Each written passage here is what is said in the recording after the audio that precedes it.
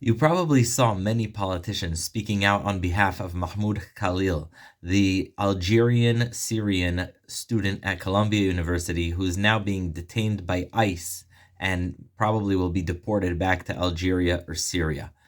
Now, they're saying his detention is unlawful, that he's being detained for his speech, and that he has a First Amendment right for free speech. But here's what every American is thinking when they're looking at Kahlil and those supporting him, and definitely what Jewish Americans are thinking.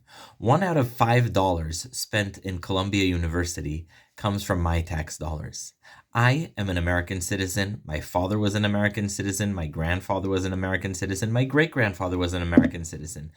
I and my children would never ever be able to attend Columbia University because the anti Semitism and hateful environment created there by Kahlil and his accomplices made it impossible to study there and now resulted in $452 million being revoked from Columbia University. So my question is, when an Algerian citizen comes to the United States of America, turns a renowned educational institution that is older than the United States itself into a chaos area that is beyond the control of even the police, creates a situation where Americans cannot send their children to Columbia University, creates a situation I heard of from Jewish students on campus who had to flee campus last Passover. Look it up. Yeah, the exodus from Columbia University in 2024, Jewish students had to leave for Passover because it was simply not safe for them. And so now we're looking at Columbia University, our tax dollars. We're looking at this chaos agent who caused extraordinary destruction, who supported a genocidal ideology that would see the Jews of Israel absolutely annihilated. And we see politicians lining up to support him. We see the mainstream Democratic Party lining up to support this guy.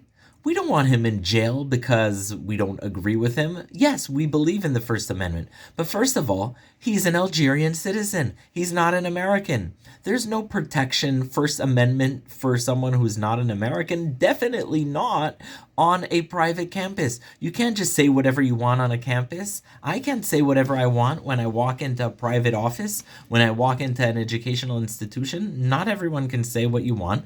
Institutions can have policies of their own. And guess what? Yes, we in this country have strict laws regarding visas, regarding green cards, and if you support a terrorist organization, if you support an ideology that seeks to absolutely annihilate a country, or as Kahlil was part of a group that declared, if you seek to annihilate Western civilization, which includes the United States, you'll lose your privileges. Sorry, that's the way it is. And so African Americans, Jewish Americans, every American is looking at all those lining up to support Kahlil and saying, really?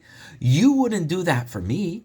You wouldn't be supporting me if I was attacked that way, and yet you're supporting an Algerian who caused immeasurable destruction to Americans. This is what you're going to line up behind?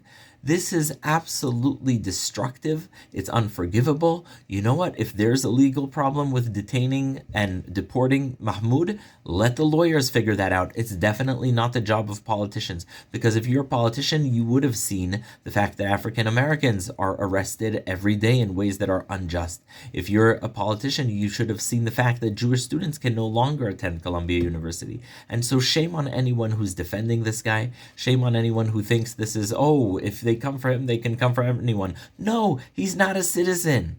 And so shame on those who look at what Jewish students have been at Columbia and said nothing. And shame at those who ignore the fact that Idan Alexander from New Jersey is, in fact, an American citizen, is, in fact, deserving of our protection, and is being ignored while he is held hostage in Hamas tunnels in Gaza. So if you want to free anyone, do not free Mahmoud, free Alexander Idan.